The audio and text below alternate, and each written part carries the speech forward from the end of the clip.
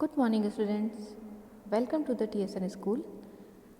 आज हम पढ़ेंगे आपकी पाठ्य पुस्तक वसंत भाग 2 का पाठ 5, जिसका शीर्षक है मिठाई वाला और जिसके लेखक हैं भगवती प्रसाद वाजपेयी जी।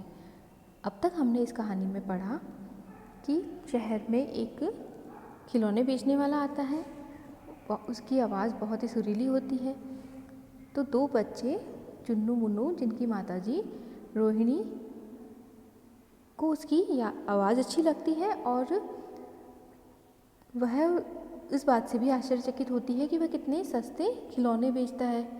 फिर कुछ महीनों बाद, 6 महीने बाद, वह मुरली बेचने आता है तो उसे वह आवाज़ जानी पहचानी लगती है और उसे फिर लगता है कि ये भी कितनी सुरीली आवाज़ है इसकी और कितनी सस्ती मुरलियाँ बेच रहा है। हो सकता है इसकी कोई मजबूरी हो इसी वजह से, वरना ये है जितने प्यार से बच्चों से बातें करता है, इतने प्यार से कोई भी फेरी वाला आज तक ऐसा नहीं आया जिसने इतने प्यार से बच्चों से बातें की हो।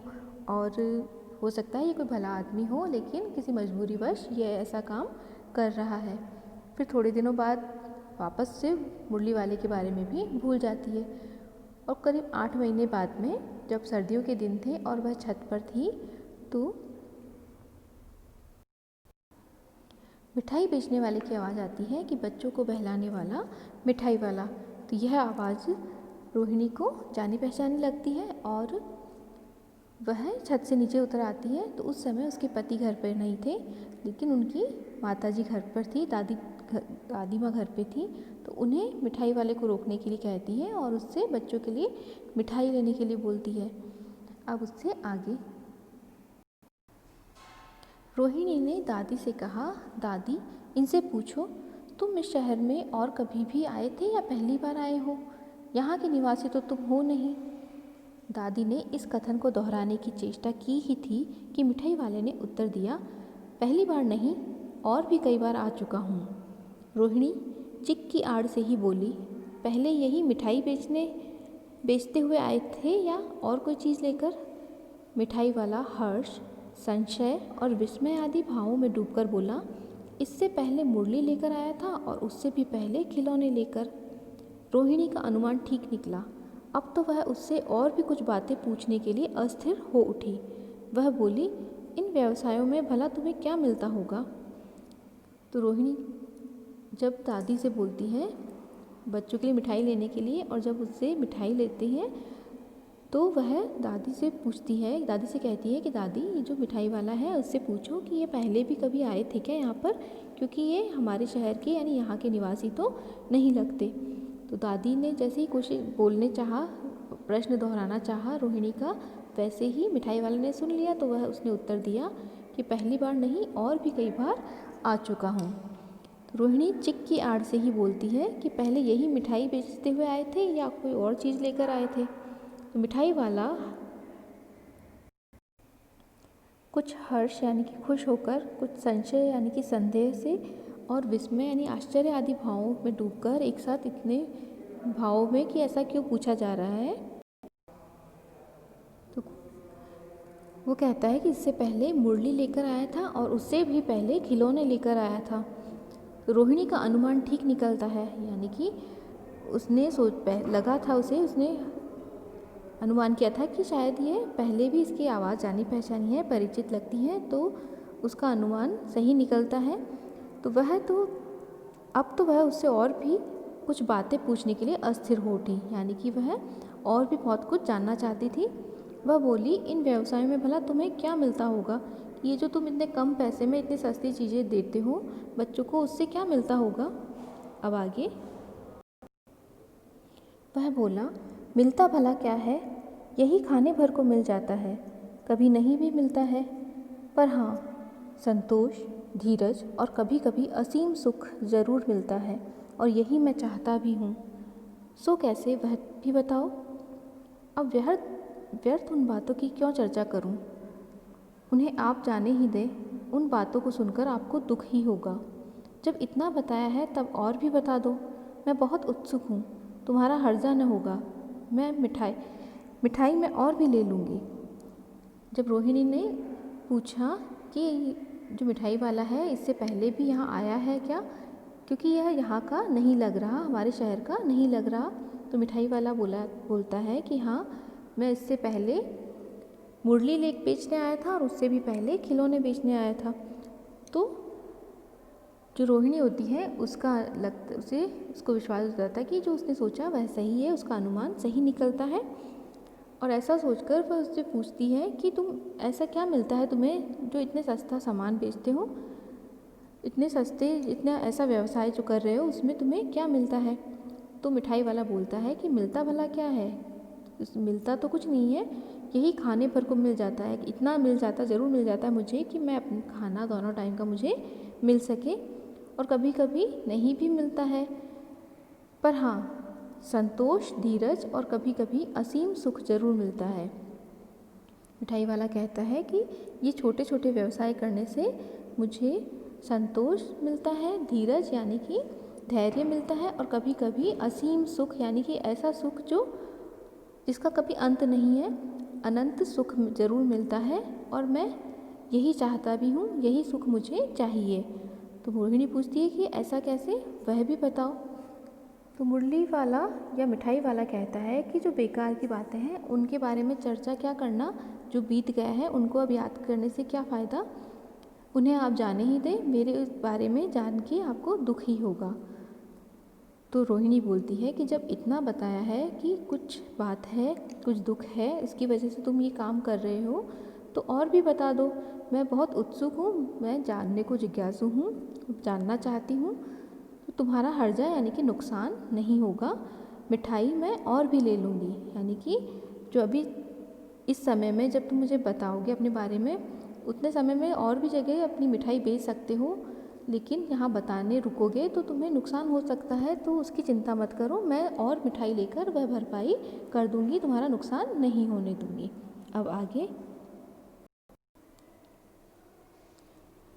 मिठाई वाला कहता है आगे, अतिशय गंभीरता के साथ मिठाई वाले ने कहा, मैं भी अपने नगर का एक प्रतिष्ठित आदमी था, मकान, व्यवसाय, गाड़ी घोड़े, नौकर चाकर सभी कुछ था, स्त्री थी, छोटे छोटे 2 बच्चे भी थे, मेरा वह सोने का संसार था, बाहर संपत्ति का वैभव था, भीतर सांसारिक सुख था, स्त्री सुंदरी थी, मेरी प्राण थी, बच्चे ऐसे सुंदर थे जैसे सोने के सजीव खिलौने, उनकी अटखेलियों के मारे घर में कोलाहल मचा रहता था।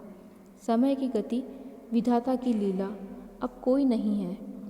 दादी, प्राण निकले नहीं निकलते, इसीलिए अपने उन बच्चों की खोज में निकला हूँ, वे सब अंत में होंगे तो यहीं कहीं, इसीलिए अपने उन बच्चों की खोज में निकला हूँ, वे सब अंत में होंगे तो यहीं कहीं, आखिर कहीं न जन्मे ही होंगे। उस तरह रहता, घुल घुल कर मर जाता, इस तरह सुख संतोष के साथ मरूंगा। इस तरह के जीवन में कभी कभी अपने उन बच्चों की एक झलक सी मिल जाती है, ऐसा जान पड़ता है जैसे वे इन्हीं में उछल कर हंस खेल रहे हैं, पैसों की कमी थोड़ी ही है। तो मिठाई वाला कहता है बहुत ही गंभीरता के साथ, अतिशय मतलब बहुत अधिक या अत्यधिक गंभीरता के साथ कहता है कि मैं भी अपने नगर का एक प्रतिष्ठित आदमी था, मकान, व्यवसाय, गाड़ी घोड़े, नौकर चाकर सब कुछ था मेरे पास, घर था, व्यवसाय यानी कि व्यापार था, गाड़ी घोड़े भी थे, नौकर चाकर सभी कुछ थे घर में, स्त्री थी यानी पत्नी थी, छोटे छोटे 2 बच्चे भी थे, वह मेरा सोने का संसार था, यानी कि जो सब कुछ बहुत अच्छा होना, सोने का संसार का मतलब है सब कुछ बहुत अच्छा होना।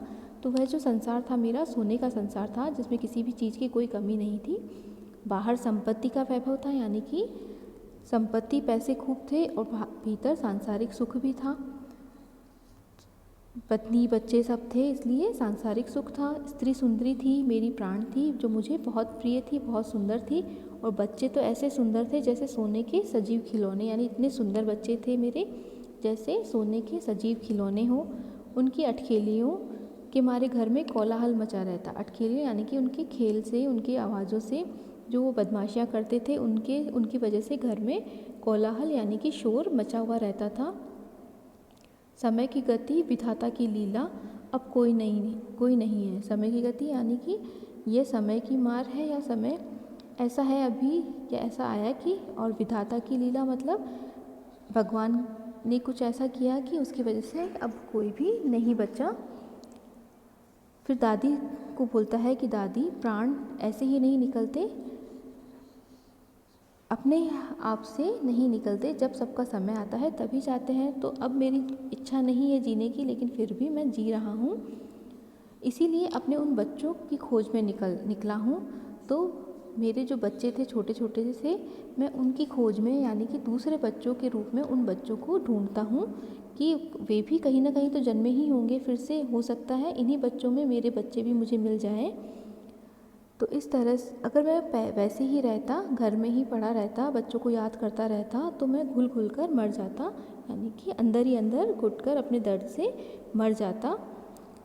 तो इस तरह सुख संतोष के साथ मरूंगा। लेकिन अभी जो मैं गली गली में बच्चों को खिलौने और ये सामान जब बेचता हूँ तो इसमें मुझे बहुत सुख मिलता है, और जब मैं मरूंगा तो इस संतोष सुख के साथ मरूंगा। इस तरह के जीवन में कभी कभी अपने उन बच्चों की एक झलक सी भी मिल जाती है कि कुछ बच्चों में मुझे अपने बच्चों की झलक भी मिल जाती है, और ऐसे जान पड़ता है, यानी ऐसा लगता है मुझे कि जैसे वे भी इन्हीं बच्चों में उछल उछल कर हंस खेल रहे हैं। और इसलिए मैं जो व्यवसाय कर रहा हूँ उसमें मुझे पैसे नहीं चाहिए, पैसों की तो मेरे पास कोई कमी नहीं है। आगे, आपकी दया से पैसे तो काफ़ी हैं, जो नहीं है इस तरह उसी को पा जाता हूँ। रोहिणी ने अब मिठाई वाले की ओर देखा, उसकी आंखें आंसुओं से तर हैं। इसी समय चुन्नू मुन्नू आ गए, रोहिणी से लिपटकर उसका आंचल पकड़कर बोले, अम्मा मिठाई मुझसे लो। यह कहकर तत्काल कागज़ की 2 पुड़ियाँ मिठाइयों से भरी मिठाई वाले ने चुन्नू मुन्नू को दे दी। रोहिणी ने भीतर से पैसे फेंक दिए। मिठाई वाले ने पेटी उठाई और कहा, अब इस बार ये पैसे न लूँगा। दादी बोली, अरे अरे, न अपने पैसे लिए जा भाई। तब तक आगे फिर सुनाई पड़ा उसी प्रकार मादक मृदुल स्वर में बच्चों को बहलाने वाला मिठाई वाला।